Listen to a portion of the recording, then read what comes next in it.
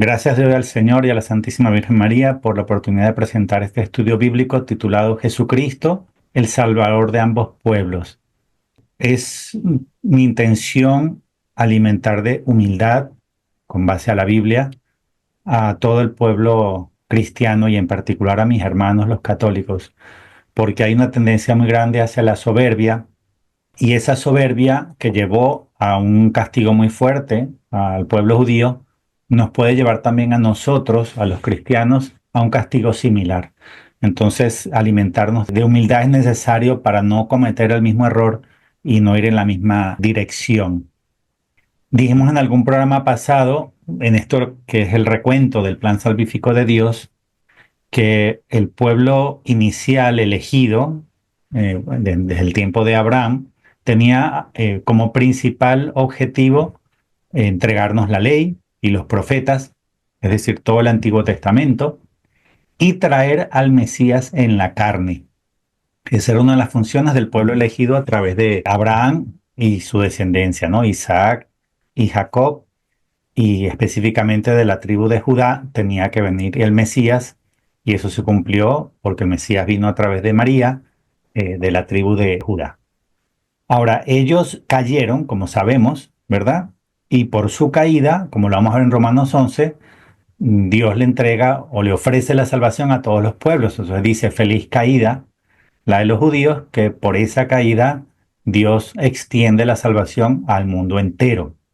Entonces, la pregunta o el tema que vamos a discutir hoy es si a ellos se les fue el tren para siempre. Es decir, ¿su caída es para siempre o es una caída temporal? ¿Tiene Dios un plan todavía para el pueblo judío en el final de los últimos tiempos o ya están descartados para siempre? Ese es el tema específicamente de hoy. En algún programa anterior explicamos que Jesús, como un buen judío, era un perfecto cumplidor de la ley y tenía que serlo porque la ley había sido entregada por Dios Padre y Jesús fue enviado al mundo, como él mismo lo declaró en el Evangelio, no para abolir la ley, sino para darle cumplimiento, llevarla a su plenitud y revelar su verdadero significado. Y el Evangelio declara en varias partes, en varios lugares, que Cristo cumplía la ley en todos los aspectos, en plenitud. Y no solo él, José y María cumplían la ley en todos los aspectos. Por eso es que se llevó, por ejemplo, el niño a ser circuncidado, a Jesús, o fue presentado en el templo, y la misma purificación de María a los 40 días de dar a luz. Todo eso lo hacían porque eran perfectos cumplidores de la de ley y tenían que serlo. Entonces, José y María cumplían la ley a plenitud y por supuesto nadie podía cumplirla de manera más plena que el mismo Jesús. Y eso Jesús lo hizo durante toda su vida, por eso es que él subía todos los años a Jerusalén con sus apóstoles a las tres fiestas que obligaba la ley, que era en Pascua, la fiesta de la semana, Shavuot, que nosotros llamamos Pentecostés, y la fiesta de los tabernáculos. Y de hecho, la última vez que subió a celebrar la Pascua con sus apóstoles, instituyó la Eucaristía. Entonces, la Eucaristía fue instituida en una cena de Pascua judía, claro, porque Jesús es judío. Y también comenté en algún programa anterior que la liturgia pascual católica, que viene a ser en general pues nuestra Santa Misa, parte y tiene como raíz y como base la liturgia pascual judía. Si uno compara todos los pasos del Seder de Pesaj, que es la cena de Pascua judía, con la vigilia pascual del Sábado Santo en la noche, que es una de las santas misas más importantes del año, vemos que los pasos del Seder de Pesaj están en la vigilia pascual. Por lo que acabo de decir, porque Jesús no creó una iglesia desde cero, basado en la nada, todo creándola, sino que creó una iglesia basada en una fe que estaba enraizada en la ley. Es decir, fue un judío, no podemos olvidarlo, el que creó la Iglesia Católica. Fue un judío que se llama Jesús y la Biblia declara que la salvación del mundo entero viene de los judíos, viene de un judío que se llama Jesucristo. Entonces, ¿cuál debe ser nuestra posición en relación al pueblo judío? Eso es lo que vamos a analizar el día de hoy. Entonces, la primera acercamiento a esta verdad la voy a tomar de Romanos 11, que es uno de los libros más esclarecedores de toda la Biblia con respecto al tema judío y a su relación con el pueblo cristiano. Romanos 11 nos habla de dos olivos. Un primer olivo es el olivo cultivado, que es el judaísmo. ¿Qué significa un olivo cultivado? es aquel que tú siembras, riegas, podas, es el que tú haces crecer. Eso es el olivo cultivado. Nos habla también Romanos 11 de otro olivo, el olivo silvestre, que son los gentiles. ¿Qué significa un olivo silvestre? Es uno que nació solo, creció solo. Entonces, estamos hablando de dos pueblos, el pueblo judío y el pueblo gentil. ¿Qué es lo que dice Romanos 11? Bueno, el olivo cultivado fue cortado por su soberbia. ¿Por qué? Porque ellos se creyeron los únicos dignos de ser salvados. O sea, que la salvación era solo para ellos, que Dios era solo para ellos. Y eso no es verdad, porque cuando analizamos la triple promesa abrahámica, la tercera decía que en tu descendencia serán bendecidas todas las naciones de la tierra. O sea que el catolicismo, eso es lo que significa católico universal, o la universalización de la salvación ya estaba en la triple promesa abrahámica. O sea, en el plan salvífico de Dios nunca excluyó a los gentiles, porque por eso se decía que al final todas las naciones de la tierra iban a ser bendecidas en ese descendiente. ¿Quién? En Jesucristo. Como los judíos no entendieron eso y pensaron que la salvación era solo para ellos y que era un pueblo supremo que Dios iba a poner por encima de todos los demás, etcétera, bueno, por su soberbia ellos fueron cortados. Pero Dios dejó en su infinita sabiduría un tocón, o sea, no arrancó el olivo cultivado de raíz, sino que dejó un tocón. Y ese tocón fue dejado con dos propósitos, como lo vemos en Romanos 11. El primer propósito es injertar a los gentiles en ese tocón, en ese tocón. Entonces, ¿qué es la iglesia? Son los gentiles cortados e injertados en la raíz, en el tocón del olivo cultivado. Eso es lo que está diciendo esto, aunque nos parezca una cosa extraña, es que el cristianismo tiene como sustento el judaísmo, como lo dice Romanos 11, del 17 al 18, que si algunas ramas fueron desgajadas mientras tú, olivo silvestre, fuiste injertado entre ellas, hecho partícipe con ellas de la raíz y de la savia del olivo, no te engrías contra las ramas, y si te engríes, sábete que no eres tú quien sostiene la raíz, sino la raíz que te sostiene. Qué afirmación tan potente, tan impresionante. ¿Por qué nos da una sobredosis de humildad a nosotros, a la iglesia, a los cristianos? Porque lo que nos está diciendo es que la raíz que nos sostiene y la savia que nos alimenta es la del olivo cultivado, y el olivo cultivado es el judaísmo. Imagínate, claro que muchos cristianos reaccionarán contra esta verdad bíblica, pero eso es lo que dice la Biblia. La raíz la dejó Dios para que en ella fuera injertado los gentiles, los demás pueblos, y así hacerse partícipe de la salvación de Dios. Entonces, ¿la raíz qué es? ¿Qué es la raíz? Pues la raíz es la ley, y la ley es la palabra de Dios. Y la palabra de Dios es Jesucristo, el verbo. O sea que la raíz viene a ser el mismo Jesucristo. Él es la raíz. ¿Y quién es Jesucristo? Un judío. Yo no sé por qué se nos olvida con tanta facilidad que la raíz de la iglesia es un judío y es un olivo cultivado, es decir, el judaísmo. O sea, la raíz es Cristo, claro, pero Cristo es judío.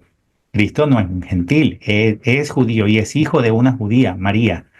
Entonces, esto es una verdad bíblica importantísima, poco conocida y que a muchos lamentablemente les genera ira, repulsión, porque nos tiene que más bien llamar a la humildad el saber que la raíz nos sostiene a nosotros. Claro, ¿y cuál es la raíz? El olivo cultivado, el judaísmo. ¿Y qué más agrega Romanos 11 de esta verdad? Dice así, pero dirás, las ramas fueron desgajadas para que yo fuera injertado. Muy bien, por su incredulidad fueron desgajadas, mientras tú, por tu fe, te mantienes. No te engrías, más bien teme que si Dios no perdonó a las ramas naturales, no sea que tampoco a ti te perdone. ¿Por qué nos está alimentando la humildad? Porque si los judíos por su soberbia fueron cortados, lo que nos está diciendo es que nosotros a los cristianos nos puede pasar lo mismo, es decir, por la soberbia de creernos el único salvado, el único digno de salvación, podemos sufrir la misma suerte de los judíos, o sea, el mismo castigo. de creernos que Dios es solo para nosotros, que solo nos vamos a salvar nosotros los católicos y que la salvación es solo para nosotros. No, no. En el plan de Dios están siempre todos los hombres y todos los pueblos. Entonces, si Dios quiso salvar a través de los judíos a todos los pueblos, pues Dios quiere ahora a través de la Iglesia Católica salvar a todos los pueblos. Y por esa soberbia vamos a pensar que nos vamos a salvar todos los católicos. No, pues muchos católicos van a terminar en el infierno. Y más bien muchos musulmanes y muchos judíos van a terminar en la salvación. Claro que para que se salven los musulmanes y los judíos tienen que aceptar a Cristo, no lo estoy negando. Lo que estoy diciendo es que no se va a salvar un católico por ser católico, porque el infierno está lleno de católicos y van a ir millones de católicos más al infierno. Entonces la salvación no está en ser católico. La salvación está en ser católico permaneciendo fiel a Jesucristo. Y muchos de otras religiones falsas se van a salvar aceptando a Jesucristo y bautizándonos. Entonces, ¿qué nos recuerda Romanos 11? Que si los judíos fueron cortados por su soberbia, nos puede pasar exactamente lo mismo a nosotros. Y dice también una profecía: en cuanto a ellos, si no se obstinan en la incredulidad, serán injertados, que poderoso es Dios para injertarlos de nuevo. ¿En qué consiste la profecía? Que Dios va a injertar nuevamente al pueblo judío en su propio tocón. Miren cómo sigue. Porque si tú fuiste cortado del olivo silvestre que eras por naturaleza, para ser injertado contra tu naturaleza en un olivo cultivado, con cuánta más razón ellos, según su naturaleza, serán injertados en su propio olivo. Es una profecía. La profecía lo que dice es que el pueblo judío regresará a la vida, regresará a ser reinjertado en su propia raíz. Claro, la raíz es Cristo, yo no lo estoy negando, la raíz es la ley, la raíz es la palabra de Dios, el verbo de Dios, pero van a regresar a la vida. Y eso significa que se van a convertir, se van a bautizar y van a aceptar a Jesucristo como el verdadero y único Salvador. Por supuesto que no todos los judíos, unos cuantos, Dios sabrá cuántos, pero muchos, muchos. Así que no olvidemos que no se les fue el tren para siempre, que según las Sagradas Escrituras, ellos regresarán a la verdad, a la vida. Y aquí está en Romanos 11 como que regresan a su propio olivo, es decir, a su propia raíz, a su propio tocón. ¿Qué más agrega Romanos 11? Dice, y pregunto yo, ¿es que han tropezado para quedar caídos? De ningún modo, sino que su caída ha traído la salvación a los gentiles para llenarlos de celos. Y si su caída ha sido una gran riqueza para el mundo y su mengua riqueza para los gentiles, ¿qué no será su plenitud? Pues aquí está profetizando que regresarán a su plenitud. Os digo pues a vosotros los gentiles, por ser yo verdaderamente apóstol de los gentiles, hago honor a mi ministerio, pero es con la esperanza de despertar celos en los de mi raza y salvar a algunos de ellos. Cuando Pablo menciona a los de mi raza, se refiere a la raza judía. Él no reniega de ser judío y nunca dejó de serlo. Él es un judío católico, o sea, un judío que se hizo cristiano, pero él nunca dice es que él dejó de ser israelita, que él dejó de ser judío. No, él no reniega de su raíz. Lo que está diciendo es que como Dios no lo envió a predicar a los judíos, sino a los gentiles, quiere hacer tan buen trabajo apostólico de conversión a los gentiles, a ver si también logra salvar judíos por celos, para también tratar de salvarlos a ellos. Y termina con esto que está en morado, porque si su reprobación ha sido la reconciliación del mundo, ¿qué será su remisión sino una resurrección de entre los muertos? Es muy interesante que aquí profetiza el regreso de los judíos a la verdad y a la vida con el término resurrección. Cuando acepten a Jesucristo, se conviertan, se bauticen, eso Dios lo llama resurrección. No podemos condenar a los judíos como si fueran réprobos para siempre, caídos para siempre, porque aquí está revelándonos el Espíritu Santo a través de San Pablo que tropezaron, pero no para quedar caídos, que es lo que dice en color rojo al principio, no para quedar caídos, sino para levantarse y regresar a la verdad en el final de los últimos tiempos. Y termino con una frase en el versículo 25, donde dice lo que está aquí en morado: el endurecimiento parcial que sobrevino a Israel durará hasta que entre la totalidad de los gentiles. Entonces, el endurecimiento de Israel no es total, es parcial, según la palabra de Dios, y tiene un propósito. Es parcial, durará 2000 años. ¿Hasta qué? Hasta que entre la totalidad de los gentiles. Y cuando entre la totalidad de los gentiles, entonces termina su endurecimiento temporal y regresan ellos a la vida. Entonces dejémonos de ver al pueblo judío como un pueblo maldito que se le fue el tren y que quedaron excluidos por Dios para siempre, su plan salvífico, porque eso no es verdad y no tiene sustento bíblico. Aprendamos de Romanos 11 que nos alimenta de humildad y nos ayuda a ver la verdad como Dios la ve. Hay un libro que yo me he leído un par de veces y que recomiendo muchísimo. Se llama El judío en el misterio de la historia, del padre Julio Membiele. Es un libro perfecto para nosotros porque nos ayuda a entender la cuestión judía y cómo debemos verlo y analizarlo desde el punto de vista bíblico, teológico, que es el análisis más profundo que hace el padre Membiele, pero también cita él lo que los papas han dicho sobre esta cuestión. Entonces voy a citar algunos fragmentos de este libro que yo recomiendo leerlo completo. Es un libro que se lee muy rápido, se lee en un día, un par de días, un libro muy corto. Un fragmento dice: ni exterminarlos de en medio de los pueblos cristianos como pretende el antisemitismo, ni darles derecho de igualdad, que en realidad es de superioridad, como pretende el liberalismo o filosemitismo. Miren qué equilibrio tan bueno nos da aquí el padre Julio a través de su libro. Ni odiarlos, pero tampoco aceptar que son superiores, sino un punto central, medio y de equilibrio. El antisemitismo está condenado por la Iglesia en el decreto del Santo Oficio del 25 de marzo de 1928. Eso fue el Papa Pío XI, que dice: la Iglesia Católica ha acostumbrado siempre a rezar por el pueblo judío, que fue el depositario de las promesas divinas hasta Jesucristo, a pesar de la ceguera de ese pueblo.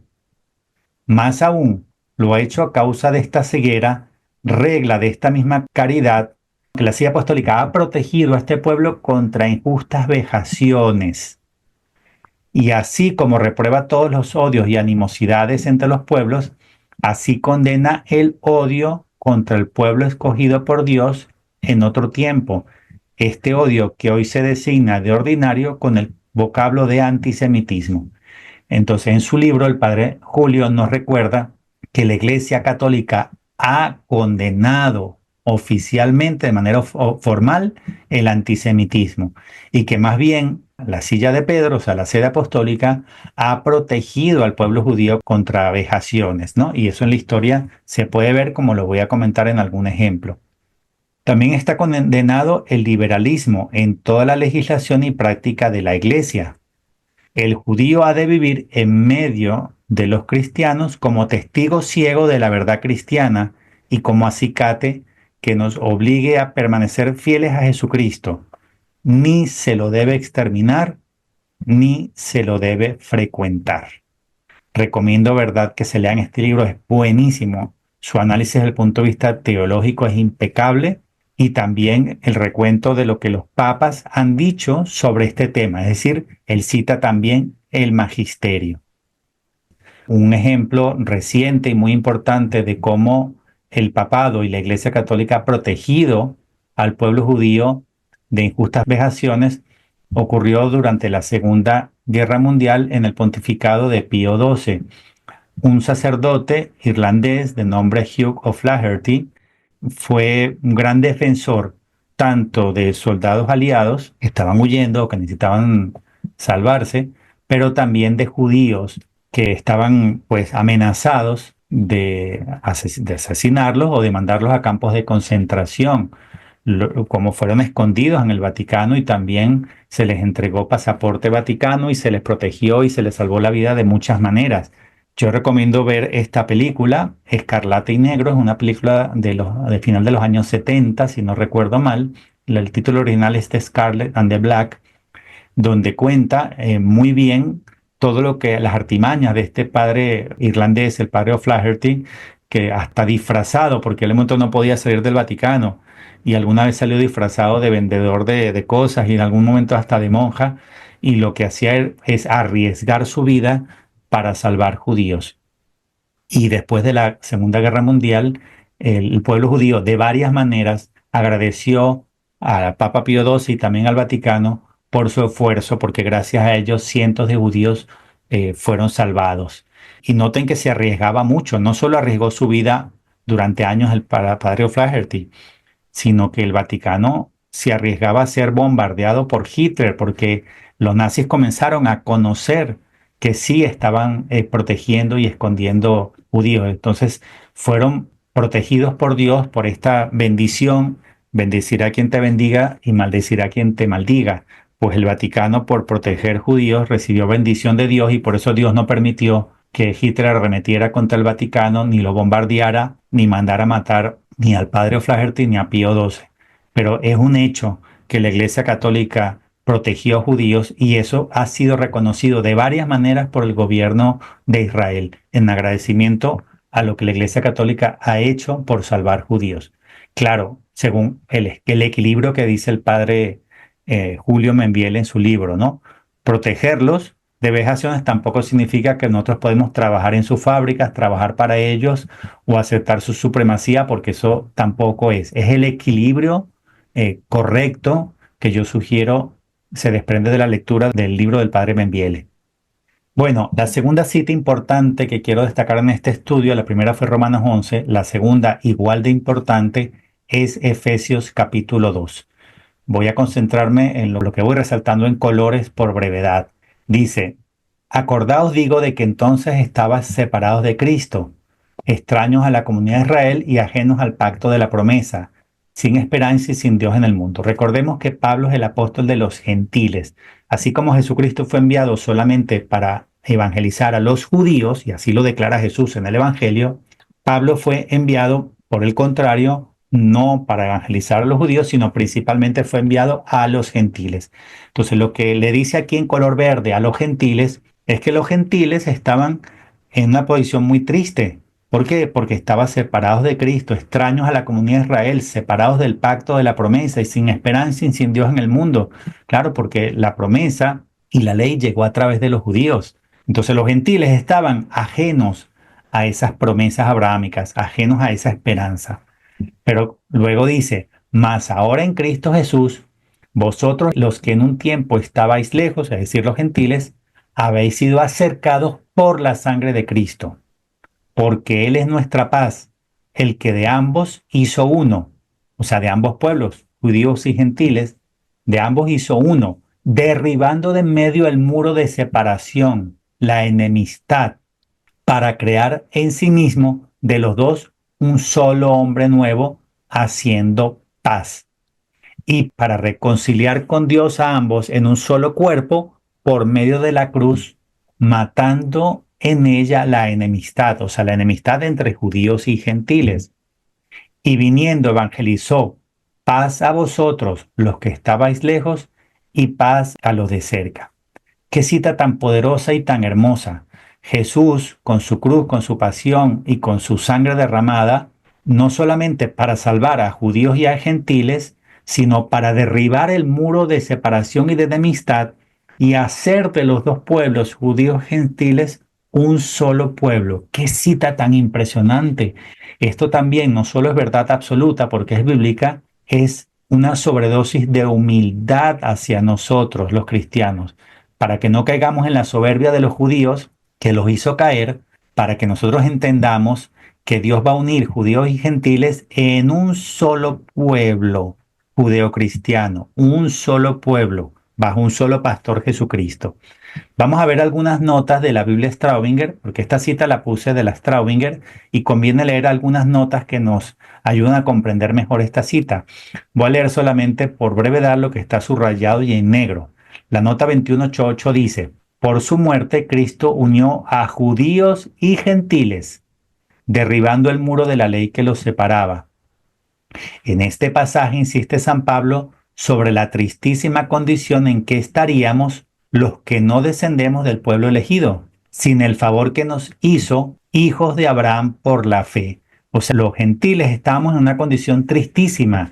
¿Cuál? La que está arriba en color verde, es decir, estábamos ajenos a la promesa, sin esperanza y sin Dios. Pues gracias a la caída de los judíos, Dios ofrece la salvación a los gentiles Pero lo que quiero destacar acá al principio de esta nota es que Cristo por su muerte unió a judíos y a gentiles.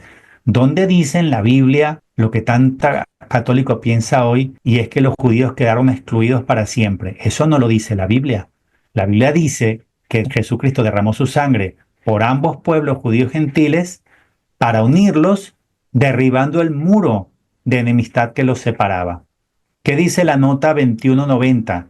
Los de lejos son los paganos, los de cerca los judíos. Por Jesucristo fueron todos llamados hacia el Padre por medio de la iglesia, en la cual ya no hay griego ni judío, sino la nueva criatura. O sea, la nueva criatura son los hijos de Dios bajo un Padre común y bajo un único pastor, Jesucristo. Entonces ya no importa ni griego ni judío, sino un hijo de Dios bajo un pastor común, Jesucristo.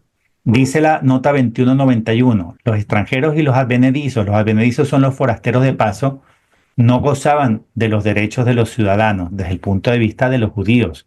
O sea, para los judíos, los extranjeros y los advenedizos no tenían los mismos derechos. Pues eso lo rompió Jesús. Jesús hizo que tanto judíos como los extranjeros tuvieran los mismos derechos en Él, en Cristo. Y termino con la nota 2192. Pocas veces meditamos en esta raíz que nuestra religión tiene en los profetas del Antiguo Testamento. Y aún hay quien lo mira como un libro judío, ajeno al cristianismo, y prefiere inspirarse en las fuentes del paganismo grecorromano, que dieron lugar a un humanismo anticristiano. Pío XI condena rigurosamente esa ideología. Lo que está aquí diciendo esta nota es que hay muchos cristianos que por soberbia ven el Antiguo Testamento como un libro judío y eso no es verdad. Eso es un error condenado por la Iglesia Católica. El Antiguo Testamento es tan nuestro como el Nuevo y el Antiguo Testamento tiene nuestra raíz, o sea, nuestra religión católica tiene como raíz el Antiguo Testamento. Damos otro fragmento de Efesios capítulo 2, en este caso los versículos 18 al 22. Y así por él unos y otros tenemos acceso al Padre en un mismo espíritu, de modo que ya no sois extranjeros ni advenedizos, sino que sois conciudadanos de los santos y miembros de la familia de Dios. ¿Quién? Ambos, judíos y gentiles. Una misma familia de Dios, judíos y gentiles, edificados sobre el fundamento de los apóstoles y profetas, siendo piedra angular el mismo Cristo Jesús, en quien todo el edificio armónicamente trabajado crece para templo santo en el Señor. En él sois también vosotros coedificados en el Espíritu para morada de Dios. Entonces, en un arco, la piedra angular es la que está en el medio, arriba. Entonces, esa piedra angular es Cristo. Y los dos ramales del arco son, por un lado, los judíos y por otro lado, los gentiles. Y con esta piedra angular Jesucristo, todos tenemos acceso al Padre. O sea, Jesús nos hace a todos miembros de la familia de Dios en un único Padre, Yahvé. ¿Cómo? Porque es en Cristo, con su pasión, muerte y resurrección y el derramamiento de su sangre, que Él se hace la piedra angular y Él se hace cabeza de toda la familia de Dios, judíos y gentiles. Así dice la nota 2193. Así en Cristo se juntan los judíos y los gentiles, como en una sola piedra angular, Jesucristo. Y la 2194 dice, es Jesús a un tiempo el coronamiento y el fundamento único sobre el cual podemos edificar y arraigar. Tanto judíos como gentiles podemos edificar solamente en Cristo, pues Cristo es el único fundamento. Entonces, según Efesios capítulo 2, Jesús derramó su sangre para salvar a ambos pueblos, judíos y gentiles, y para hacer de ambos un solo pueblo bajo un único Padre, Yahvé, con Cristo como única cabeza, como único pastor y como única piedra angular. Entonces no olvidemos esto, hermanos, no tratemos a los judíos de manera despectiva, como si se les hubiera ido el tren para siempre, como si Dios los hubiera maldecido y sacado de su plan, porque eso no tiene sustento bíblico. Es una mentira que se ha difundido mucho, porque hoy en día nos están alimentando mucho el antisemitismo, el odio de los judíos, pero la lectura de la Biblia nos pone en el punto y en el equilibrio exacto y perfecto. Y es que Dios une a judíos gentiles en su plan de salvación y Jesucristo derramó su sangre para hacer de los dos pueblos, judíos gentiles, un único pueblo judeo-cristiano, judeo-católico. ¿Qué nos dice Juan 4:22? Que la salvación viene de los judíos. ¿Por qué nos cuesta tanto aceptar eso? La salvación no viene de los mexicanos, no viene de los españoles, no viene de los colombianos, no viene de ninguna otra raza o de ningún otro pueblo o de ninguna otra cultura. La salvación viene de los judíos, porque la salvación viene solamente por Cristo, que nos dio la Virgen María, que es judía.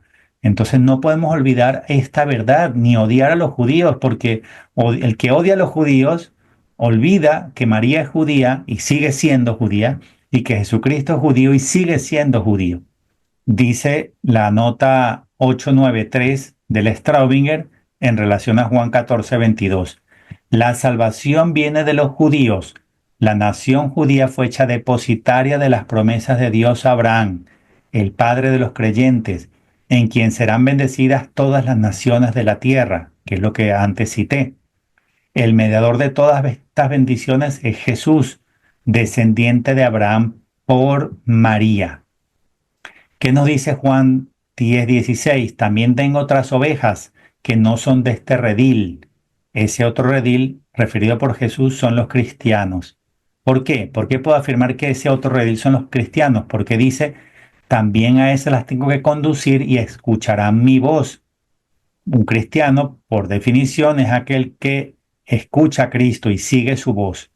Y recordemos que Jesús fue enviado, lo dice él muchas veces en el Evangelio, fue enviado por Dios Padre solamente para evangelizar y para predicar a los judíos. Jesús no fue enviado a los gentiles. Jesús fue enviado por el Padre solamente para evangelizar a los judíos.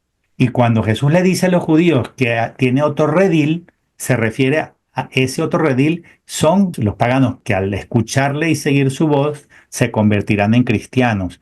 Pues al final lo que está prediciendo aquí Jesús es lo mismo que vemos en Efesios capítulo 2, que habrá un solo rebaño, un solo pastor, significa que Él va a ser de judíos y gentiles un único rebaño, judeo-cristiano, judeo-cristiano. No sé por qué nos cuesta tanto aceptarlo si está en el Evangelio. Y Romanos 9 es también hermosísimo y aporta mucho de verdad en este análisis. Siento tristeza grande y continuo dolor en mi corazón, porque desearía yo ser mismo anatema de Cristo por mis hermanos, deudos míos según la carne, los israelitas. El apóstol San Pablo siempre se refiere con respeto a los judíos, sus hermanos. ¿Por qué nosotros nos referimos a los judíos con desprecio y como un pueblo maldito? Si en ninguna parte de la Biblia se ve eso. Él habla con amor y con respeto de los israelitas, sus hermanos. Dice, de quienes es la filiación, la gloria, las alianzas, la entrega de la ley, el culto y las promesas, cuyos son los padres y de quienes, según la carne, desciende Cristo, que es sobre todas las cosas, Dios bendito por los siglos. Amén. Nosotros debemos referirnos a los judíos como se refiere el apóstol San Pablo en Romanos 9, es decir, con respeto y aceptando que gracias a ellos recibimos la alianza, la ley, el culto y las promesas. Las promesas de Dios nos llegaron a través de los judíos y a través de ahí nos llegó también todo el Antiguo Testamento y todos los profetas y todos los libros sapienciales e históricos. Gracias a ellos, o sea, como resultado de la vocación judía, nosotros recibimos todas estas bendiciones. No es que la palabra de Dios haya quedado sin efecto, porque no todos los que descienden de Israel son Israel, ni por el hecho de ser del linaje de Abraham son todos hijos, sino que en Isaac será llamada tu descendencia.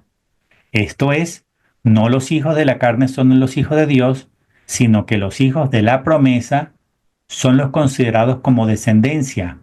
Entonces, ¿qué es lo que nos está diciendo Romanos 9 que es tan importante? Que al final la descendencia, que comienza siendo carnal y tenía que ser en la carne, porque por descendencia en la carne tenía que venir en Cristo, pero a partir de Cristo, lo que nos hace descendientes de Abraham es la fe en Cristo. Es decir, lo que realmente nos hace a nosotros israelitas, y lo somos, no es la descendencia carnal, porque nosotros no somos judíos por la carne. Nosotros somos israelitas y descendientes de las promesas de Abraham por la fe en Jesucristo. Y por eso sí nos podemos tener por verdaderos descendientes de Abraham. Somos descendientes de Abraham si aceptamos a Jesús como el descendiente a través de quien se cumplen todas las promesas de Dios. Entonces, por eso dice aquí una frase que parece extraña, que está en color rojo. Dice, no todos los que descienden de Israel son Israel. Cuando la primera vez que menciona descendientes de Israel se refiere a los descendientes en la carne, pero la segunda vez que se refiere a Israel se refiere al pueblo de Dios. Entonces lo que nos está diciendo acá el Espíritu Santo a través de San Pablo es que para ser verdadero Israel, es decir, verdaderamente, verdadera familia de Dios, no hace falta ser descendientes de Israel en la carne, sino en la fe en Cristo Jesús, que es a través de quien se cumplen las promesas abrahámicas. Y nosotros no podemos, como dice aquí en esta frase en amarillo al final, no podemos odiar a los judíos porque Jesús, María y José son judíos ejemplares, nacieron judíos, vivieron como judíos y siguen siendo judíos. Y los apóstoles, todos israelitas ejemplares, que vivieron sin dejar de ser israelitas. Entonces, nuestro equilibrio en relación a este tema no debe ser rechazar a los judíos ni odiarlos, sino aceptar que a través del plan de Dios ellos tenían un rol y una misión que cumplir y la cumplieron, aunque luego cayeron, claro que sí cayeron, pero si no entendemos bien de fondo esta situación, vamos a cometer el mismo error que ellos.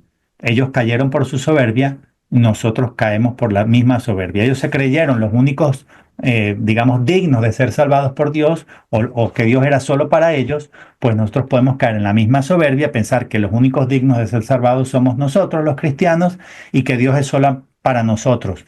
Que no, porque Dios quiere salvar a todos y Dios puede utilizar primero a los judíos como un medio de salvación y ahora quiere usar a los cristianos como un medio de salvación, pero siempre teniendo en cuenta que Dios quiere salvar a todos los hombres a través de nosotros, pero salvarlos a todos. Y nos dice Gálatas 4, 21 al 31, porque está escrito que Abraham tuvo dos hijos, uno de la esclava y otro de la libre, mas el de la esclava nació según la carne, mientras que el de la libre por la promesa. Y dice más adelante, vosotros hermanos sois hijos de la promesa, a semejanza de Isaac. Por consiguiente, hermanos, no somos hijos de la esclava, sino hijos de la libre. Entonces, Ismael fue hijo de la esclava y por ahí viene la descendencia carnal. En cambio, contra toda posibilidad, por una promesa, nació de una mujer vieja y estéril. O sea, digamos, contra toda posibilidad clínica y lógica, nació por la promesa el verdadero primogénito, que es Isaac. Y nosotros venimos del linaje y de la descendencia de Isaac. Lo que nos está diciendo aquí el Espíritu Santo a través del apóstol San Pablo es que lo que importa no es la descendencia en la carne, porque entonces la descendencia importante sería la de Ismael. No, la descendencia importante es en la fe, porque nosotros somos de la descendencia de la libre, de la verdadera mujer, de Sara. No somos de la descendencia de Ismael, sino de la descendencia en la promesa.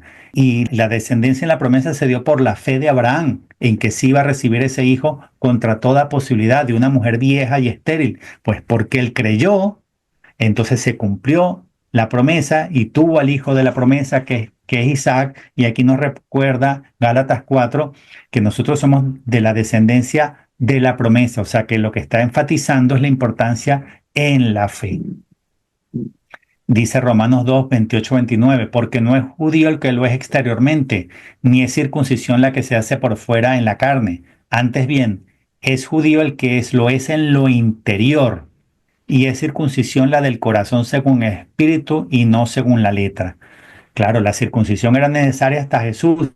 La circuncisión es figura del bautismo. A partir de Jesús, nosotros nos hacemos miembros del pueblo de Dios, no con la circuncisión en la carne, sino con el bautismo, que es la circuncisión en el corazón, es que nos hacemos familia de Dios e hijos de Dios. Y dice aquí una frase que parece extraña, que el verdadero judío lo es en lo interior. O sea que el judío no puede ufanarse de ser judío y por eso merecedor de las promesas, solamente porque lo seas en la carne o en lo exterior. El verdadero judío lo es en el interior, por la fe en Cristo. Entonces, cuando yo declaro que soy judeocristiano, judeo-católico, la gente se escandaliza. Sí, yo soy judío en lo interior. Sí, y soy hijo de una judía, María, pero no en la carne, porque María no me dio a mí a luz en la carne. María me dio a mí luz en la fe. Entonces yo soy hijo de una judía y a mucho orgullo lo digo. Y como soy hijo de una judía, María, entonces soy judío en lo interior. Pero no por eso estoy yo dejando de ser católico ni renegando de mi fe, que bien orgullosamente católico lo soy. Lo que quiero decir es que por la fe yo soy judeo católico y orgullosamente católico declaro que reconozco mi raíz judía y orgullosamente me declaro que la salvación viene por un judío, Jesucristo, nuestro Señor y Salvador, el único que hará de los dos pueblos, judíos y gentiles, un solo rebaño. Entonces el cristiano es judío en lo interior y coheredero de la promesa hecha a Abraham, realizada a través de Isaac, su hijo en la fe, el hijo de la promesa, el hijo de la libre, Sara. Y todos los que se unen a Cristo forman la descendencia bienaventurada de Abraham y de los patriarcas, haciéndose así herederos de las divinas promesas. Y esto aplica para judíos y para gentiles. Todos los judíos y todos los gentiles que acepten a Cristo como el único Salvador forman parte de la verdadera familia de Dios y se hacen herederos de las promesas de Abraham, tanto judíos como gentiles, pero solamente en Cristo y a través de Cristo y aceptándolo a Él como el único Salvador.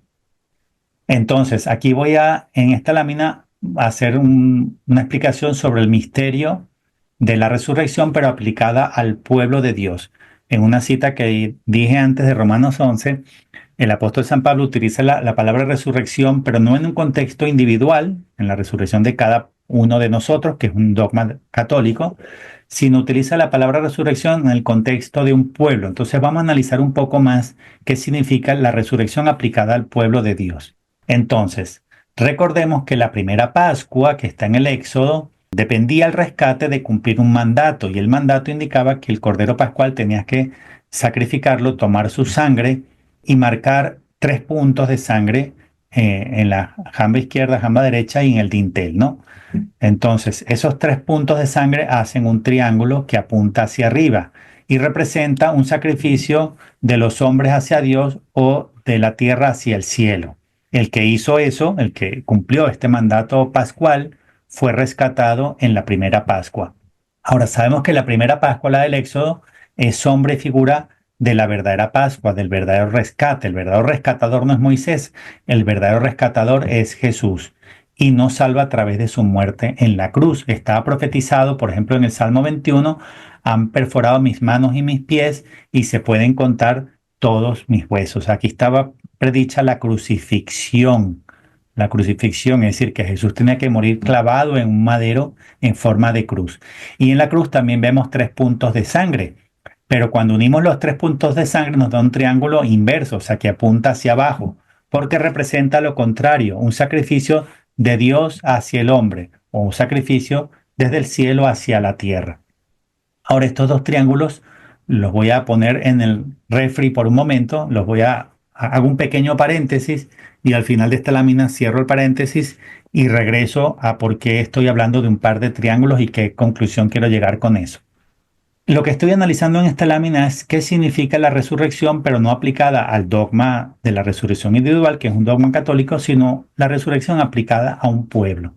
Esto está en Ezequiel 37, cuando habla de los huesos. Estos huesos son toda la casa de Israel.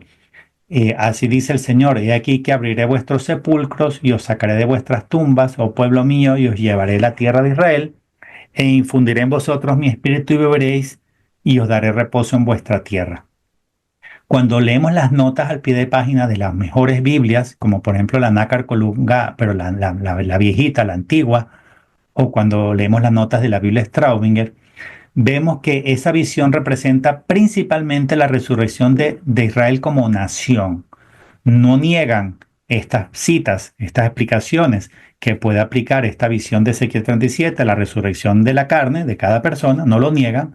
Lo que explican estas citas es que sobre todo Ezequiel 37 aplica la resurrección de Israel como pueblo y como nación, asociándolo a su regreso a la región de Canaán después de haber estado como 19 siglos sin nación. O sea, que sobre todo anuncia esa profecía que se cumplió en el siglo XX, cuando comenzaron a regresar los judíos a la región de Canaán, llamada también a la región de Palestina, y terminaron recreando el Estado de Israel el 14 de mayo de 1948, cumpliéndose así en perfección Isaías 66:8, que profetizó que la nación de Israel iba a ser recreada en un solo día, o sea, por decreto, de un solo golpe, cosa que sin intervención de Dios no podría ser. Es decir, un país no se crea por decreto, un país se crea en siglos y en milenios. Si ustedes ven la historia, por ejemplo, completa de lo que es la creación de España como país, como nación que es hoy, pues es una historia de siglos, y la de cualquier país es una historia de siglos. Si ustedes ven la creación de lo que hoy en día Turquía o de lo que hoy en día Rusia, es una historia de siglos y de milenios. Entonces, ¿cómo es posible que un país se cree en un solo día por decreto, como lo profetizó Isaías 66:8? Pues la única manera de que se dé un portento así es que Dios lo diga y Dios lo haga. Es decir, que se haga porque Dios así lo decidió.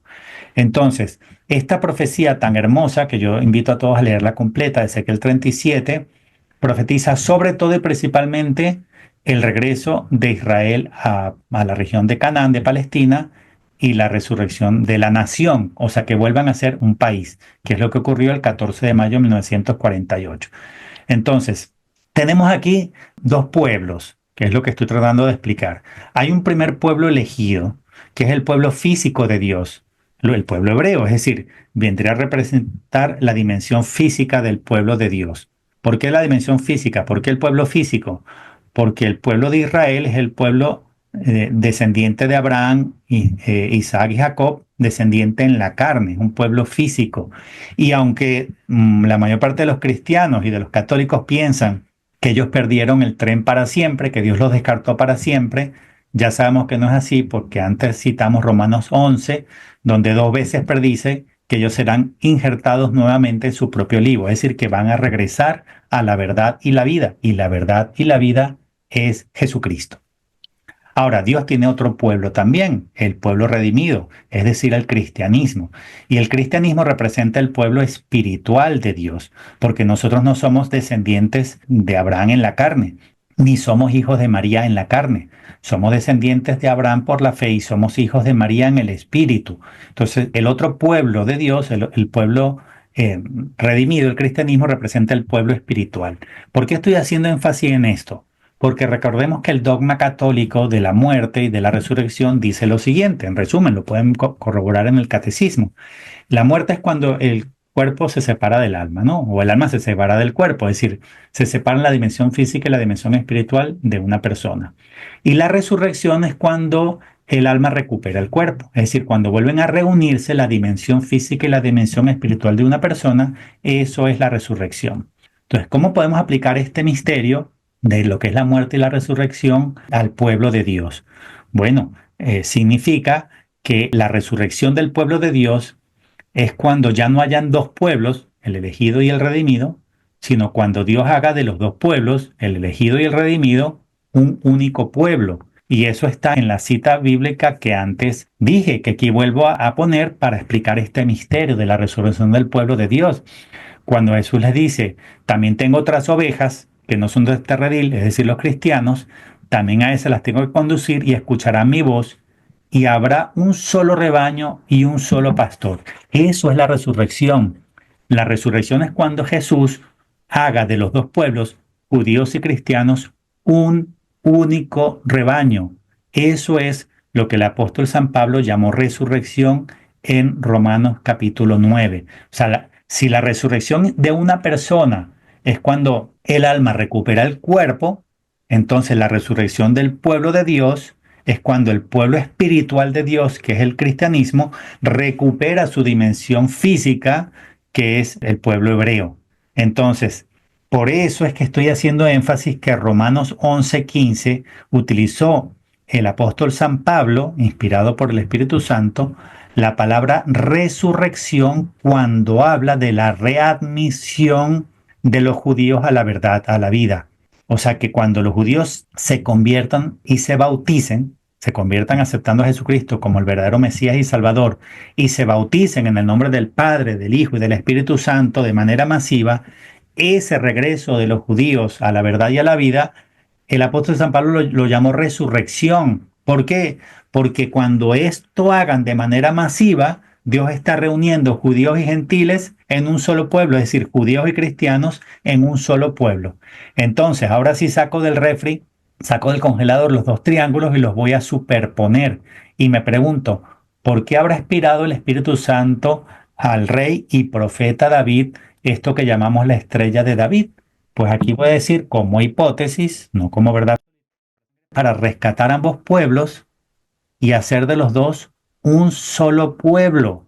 Entonces la estrella de David, que está de hecho encontrada en hallazgos arqueológicos con una antigüedad muy superior a al tiempo de Jesús, o sea, sí hay pruebas arqueológicas de que la estrella de David existió, fue un símbolo del pueblo israelita en tiempo del rey David, hay pruebas arqueológicas de eso, pudiera representar, y lo digo solo como hipótesis, el misterio de la resurrección del pueblo de Dios, es decir, de cuando Dios haga de judíos y cristianos un único pueblo bajo un único pastor Jesucristo y bajo un solo Padre común, Yahvé, Padre de Jesucristo. Entonces, lo que yo estoy tratando de explicar en este estudio es que cuando Dios dio esta bendición, a quienes te bendigan, te bendeciré, y a quien te maldiga, maldeciré, esto aplica no solamente al pueblo judío, al pueblo israelita, mejor dicho, ni aplica solamente al nuevo Israel, que somos nosotros la iglesia. Lo que yo enseño y sostengo es que esta cita que sigue vigente, yo enseño que aplica a ambos Israel, al Israel histórico y al nuevo Israel, que es la iglesia, que dejarán en algún momento de ser dos Israel y serán un único Israel, un único pueblo de Dios unificado en Cristo gracias a la sangre que derramó por ambos pueblos. Y cuando dice Jeremías 2, Israel es cosa santa para Yahvé, primicias de sus frutos, cuando les devora se hacen culpables, vendrá sobre ellos el mal, oráculo de Yahvé.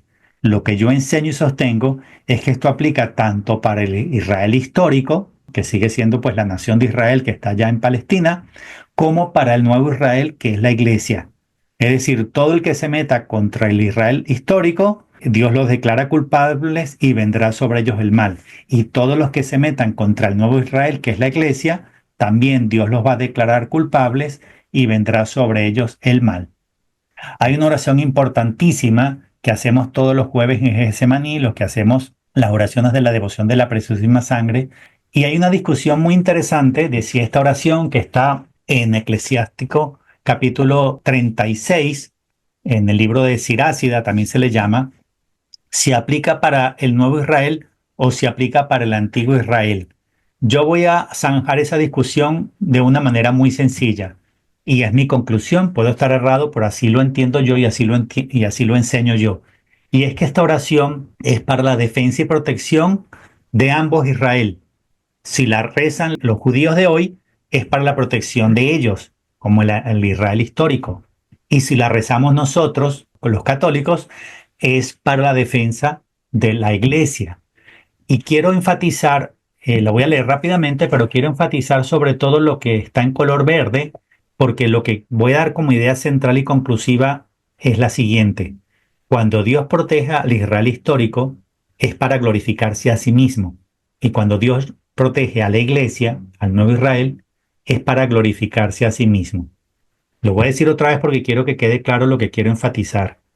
Cuando Dios protege al pueblo de Israel histórico, al pueblo judío que llamamos normalmente, no es para defenderlos a ellos, para glorificarlos a ellos, sino para glorificarse a sí mismo, a Dios. Y lo mismo, cuando Dios defiende a la iglesia, no lo hace por defender a la iglesia en sí, lo hace sobre todo y principalmente, o sea, no para glorificar a la iglesia, sino para glorificarse a sí mismo. Entonces vamos a ver que 7 veces Dios dice en esta oración tan hermosa que lo hace para glorificarse a sí mismo y para darle a entender a todos los pueblos, a todas las naciones y a todos los hombres que hay un solo Dios vivo y verdadero. Dice así: Oh Dios de todas las cosas, ten compasión de nosotros. Vuelve hacia nosotros tus ojos y muéstranos tu luz y misericordias. Infunde tu temor en las naciones que no han pensado en buscarte, para que entiendan que no hay otro Dios sino tú, y pregonen tus maravillas. Ahí se está glorificando por primera vez, para que todos sepan que solo hay un Dios. Y continúa, alza tu brazo contra las naciones extrañas, para que experimenten tu poder. Segunda vez, porque así como a la vista de tus ojos demostraste en nosotros tu santidad, así también a nuestra vista mostrarás en ellas tu grandeza, a fin de que conozcan, como nosotros hemos conocido, que no hay otro Dios fuera de ti, oh Señor. Tercera vez. Renueva los prodigios y haz nuevas maravillas, glorifica tu mano y tu brazo derecho. Ahí, por cuarta vez, se está glorificando a sí mismo, no a quien defiende, se glorifica a sí mismo Dios con esa defensa. Despierta la cólera y derrama la ira, destruye al adversario y abate al enemigo, acelera el tiempo, no te olvides del fin, para que sean celebradas tus maravillas. Devorados sean por el fuego de la ira aquellos que escapan, y hallen su perdición los que tanto maltratan a tu pueblo. Quebranta la cabeza de los príncipes enemigos, los cuales dicen, no hay otro fuera de nosotros. Reúne a todas las tribus de Jacob para que conozcan que no hay más Dios que tú. Ahí se está glorificando por quinta vez, que no hay más Dios que tú. Y publiquen tu grandeza y sean herencia tuya como lo fueron desde el principio. Apiada de tu pueblo que lleva tu nombre, de Israel a quien has tratado como a primogénito tuyo. Apiádate de Jerusalén, ciudad que has santificado, ciudad de tu reposo. Llena Sión de tus palabras inefables y a tu pueblo de tu gloria. Sexta vez, a tu pueblo, llena a tu pueblo de tu gloria, de la gloria de Yahvé. Declárate en favor de aquellos que desde el principio son criaturas tuyas y verifica las predicciones que anunciaron en tu nombre los antiguos profetas. Remunera a los que en ti esperaron para que se vea la veracidad de tus profetas y oye las oraciones de tus siervos según la bendición que dio Aarón a tu pueblo y enderézanos por el sendero de la justicia. Sepan los moradores todos de la tierra que tú eres el Dios que dispone de los siglos. Así se está glorificando por séptima vez en la misma oración. En resumen, cuando Dios salva a Israel, su nación histórica, o cuando Dios salva al nuevo Israel, la iglesia, lo hace para glorificarse a sí mismo y para decirle al mundo entero que no hay otro Dios más que Él y que lo que Él profetizó en la Biblia lo cumple. Y quiero ya cerrar este estudio de hoy con dos capítulos del libro de Judith, el capítulo 4 y el capítulo 5. Recordar que Judith es figura de la Santísima Virgen María. Recordemos que cuando el pueblo venía amenazado de ser aniquilado por Holofernes, este malvado general asirio, fue salvado contra todo pronóstico, contra toda posibilidad, no por el ejército israelí, que era muy inferior al de Holofernes, sino que fue salvado por una mujer. Y la alabanza que se le da al final del libro de Judith a esta mujer aplica toda y enteramente a la Virgen María. Entonces, quiero enfatizar del capítulo 4 esta advertencia que da Eliakim, no la voy a leer por falta de tiempo, que cada quien por favor lo pause y la lea completa. Lo que quiero aquí enfatizar es que cuando el pueblo judío estaba muerto de miedo, el pueblo hebreo, porque venía Holofernes conquistando ciudad tras ciudad y ganando un montón de batallas, estaba sometiendo y arrasando todo a su paso, lo que les recordó Eliakim es que así como en el pasado Dios salvó a su pueblo, cuando se sometía a Dios, cumplía los mandamientos y se humillaba ante Dios, así dice que sucederá.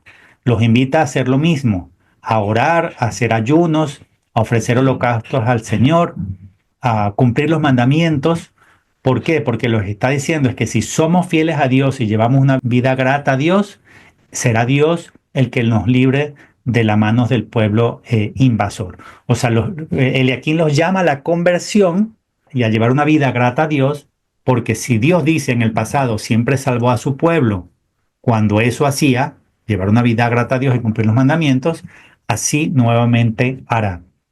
Y lo último que quiero destacar, que es una belleza, lo voy a leer rápidamente, pero de esto hay que sacar una enseñanza bíblica importantísima, es la estrategia militar que tenía que seguir Holofernes para poder vencer al pueblo judío y que por no haberla seguido terminó en desgracia, terminó muerto y terminaron siendo vencidos. Aquí vemos algo muy interesante y es que Dios utiliza como profeta a Aquior. Aquior era jefe de los amonitas, o sea, era un pagano. Los amonitas no estamos hablando de los israelitas, sino de un pueblo pagano que fue vencido por Holofernes, o sea, que fue anexado a su imperio, al imperio del pueblo asirio. ¿Por qué digo que Dios utilizó a Achior como profeta? Porque Achior entiende bien la situación y le explica a Holofernes de qué depende que puedan o no ganar al pueblo hebreo. Lo voy a leer rápidamente para que entiendan el mensaje que es potentísimo, muy importante. Entonces Achior, jefe de los amonitas, le respondió y le dijo: si te dignas escucharme, diré, Señor mío, en tu presencia la verdad acerca de este pueblo que habita en las montañas, y no saldrá de mi boca palabra falsa. Este pueblo es del linaje de los caldeos. Habitó primeramente en Mesopotamia, pues no quisieron seguir los dioses de sus padres que vivían en el país de los caldeos. Abandonó las ceremonias de sus padres que rendían culto a muchos dioses y adoraron al solo Dios del cielo. Miren qué interesante que un pagano, Achior, está haciendo una declaración de fe, porque está declarando como el único Dios al Dios de los israelitas, el cual les mandó salir de allí y pasar a vivir en Canaán. Mas cuando una gran hambre invadió todo aquel país, bajaron a Egipto, donde por espacio de 400 años se multiplicaron hasta hacerse incontable su número.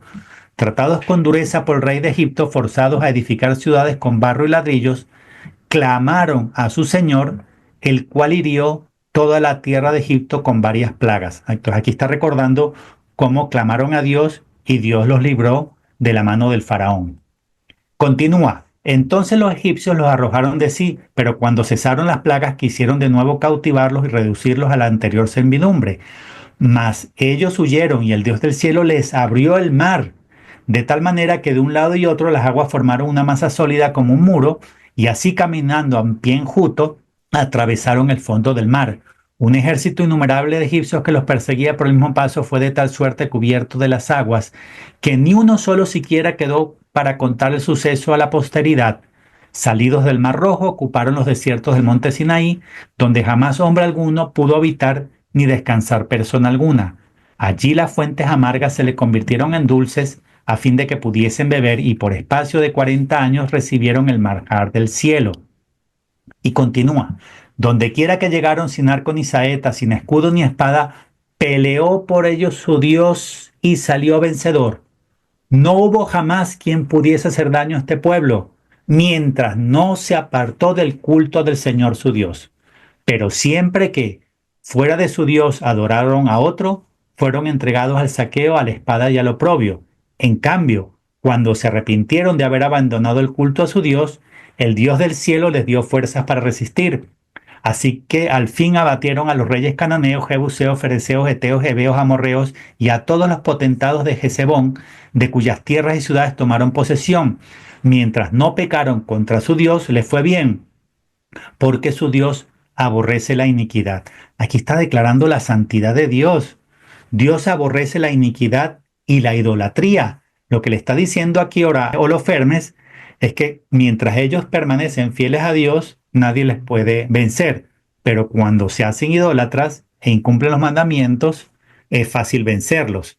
Y termino ya con los versículos 22 al 25. Pocos años hace se desviaron del camino que Dios les había señalado para que anduviesen por él, y fueron destruidos en batallas por muchas naciones y llevados cautivos a muchísimos de ellos a tierra extraña. Mas habiéndose convertido poco al Señor, su Dios, se han reunido de nuevo volviendo a los lugares en que habían sido esparcidos. Han repoblado todas estas montañas y poseen nuevamente Jerusalén, donde está su santuario. O sea, aquí un recuento histórico maravilloso de siglos de la historia del pueblo hebreo, pero resumida en lo que es la estrategia militar que le está intentando dar a Holofernes. Por eso la estrategia es lo que está aquí en rojo y en morado. Ahora pues, infórmate, oh Señor mío, si ellos son reos de algún delito delante de su Dios. De ser así, marcharemos contra ellos, porque indudablemente su Dios los entregará en tus manos y quedarán sujetos al yugo de tu poder. Pero si este pueblo no ha ofendido a su Dios, no podremos resistirle, porque le defenderá su Dios y vendremos a ser el escarnio de toda la tierra. Qué declaración tan bárbara, tan impactante, tan imponente, porque además está siendo dada por un pagano, no por un israelita. Este pagano, Achior, había entendido mejor que muchos incluso del pueblo de Israel que la estrategia para vencer o sucumbir dependía de saber si ellos estaban cumpliendo los mandamientos y llevando una vida grata a Dios o no.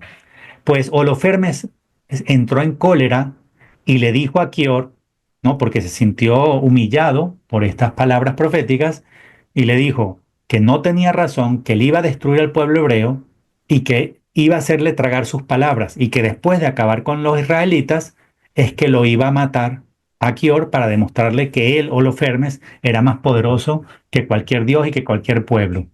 Pues al final ocurrió lo contrario. Al final Dios le dio la razón a Achior, que profetizó en nombre de Dios. Holofernes fue el que quedó asesinado y destruido su ejército, y quedó libre Achior. O sea que ocurrió exactamente lo contrario. Yo lo pongo esto como un ejemplo importantísimo, porque esta estrategia militar es válida para todos los tiempos, y es válida no solo para Israel, es válida para la Iglesia Católica, para nosotros. Porque así como el pueblo, por ejemplo, los musulmanes no pudieron invadir Europa en el siglo XVI, que perdieron horriblemente en la batalla de Lepanto toda su flota naval, porque en ese momento vivía la cristiandad en Europa un momento de apogeo, de esplendor. Y en momento de esplendor ningún pueblo puede contra Europa, contra la Europa católica, o sea, contra la Iglesia católica. Más si la Europa católica apostata, que es lo que está pasando ahora, entonces el pueblo, los enemigos, en este caso el Islam radical, sí puede, o sea, la yihad, sí puede entender que ahora sí puede contra Europa, porque de eso depende, y lo entendieron un pueblo pagano. Aquí ahora es pagano. O sea, esto es impresionante que nos pueda dar tanta enseñanza y tanta luz a alguien que ni es israelita ni es católico. A ver si los israelitas y los católicos nos enteramos y entendemos. Entonces, bueno, cierro con esta conclusión. El antisemitismo está condenado por la Iglesia Católica. Los católicos no podemos ser antisemitas. Todos los papas han tratado con respeto al pueblo judío, y algunos, como Pío XI, nos han recordado que se les debe apoyar contra injusticias, además de siempre orar por ellos. San Juan Pablo II se refirió a ellos como nuestros hermanos mayores en la fe, con respeto, nuestros hermanos mayores en la fe. Y varios papas, entre ellos Benedicto XVI, y el que quiera comprobarlo les recomiendo este libro que se llama Judíos y Cristianos, declararon que el pueblo judío tiene derecho a tener una nación, es decir, un país. No nos unamos nosotros a los católicos de hoy en día que están diciendo que ellos no tienen que estar allá, que eso es de los palestinos, que eso tienen que entregarlo a los árabes, que los judíos no tienen que estar ahí. Eso no es católico. Varios papas han declarado, como tenemos que declarar todos los católicos, en unión a los verdaderos papas, que sí tienen derecho a tener una nación. Ese derecho se los dio Dios, además que todo pueblo tiene derecho a tener un país, una nación. ¿Por qué no tendrían ellos derecho a tenerla? Además, si Dios le dejó a los ismaelitas y a los idumeos derecho a poseer naciones gigantescas, enormes, como son los países musulmanes, ¿por qué no podrían tener los judíos derecho a tener un pequeñísimo espacio de tierra en Medio Oriente? Claro que lo tienen. Así que con esto me despido. Dios bendiga al Israel histórico, el pueblo elegido. Dios bendiga al nuevo Israel, la Iglesia Católica. Abrazos y bendiciones para todos.